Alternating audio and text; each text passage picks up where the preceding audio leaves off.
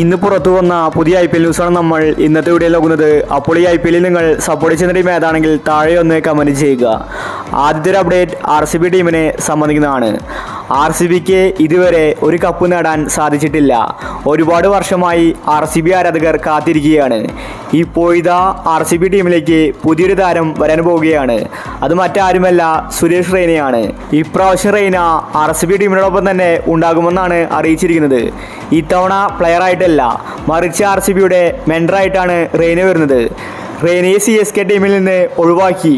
അതിനുശേഷം മെൻഡറായിട്ട് പോലും CSK ടീമിന് റെയ്നയെ ആവശ്യമില്ല. ഇതിൻ്റെ പ്രതികാരം എന്നോണമാണ് റെയ്ന ഇപ്പോൾ RCB ടീമിൻ്റെ മെൻഡറാവാൻ പോകുന്നത്. അടുത്തൊരു അപ്ഡേറ്റ് ഇഷാനും ശ്രേയസുമായി ബന്ധപ്പെട്ടതാണ്.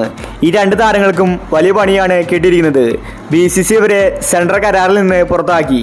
ഇനി ഇവർക്ക് IPL കളിക്കാൻ സാധിക്കില്ലെന്ന റിപ്പോർട്ടുകളാണ് പുറത്തു വരുന്നത്. BCCIയുമായി ഉടക്കിയാണ് ശ്രേയസും ഇഷാനും പുറത്തായത്. രഞ്ജി ട്രോഫി കളിക്കാത്തവരെ ഇനി IPL കളിപ്പിക്കില്ലെന്നാണ് BCCIയുടെ നടപടി.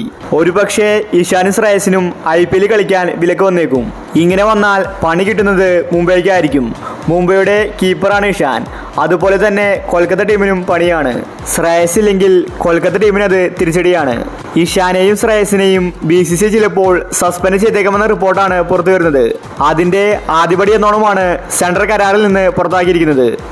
അടുത്തൊരു അപ്ഡേറ്റ് CSK ടീമുമായി ബന്ധപ്പെട്ടതാണ്.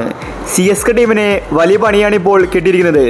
അവരുടെ സൂപ്പർ താരമായിരുന്നു ഡെവൺ കോൺവേ. കോൺവേയും ഋതുരാജുമായിരുന്നു CSKയുടെ ഓപ്പണിംഗ് ജോഡി.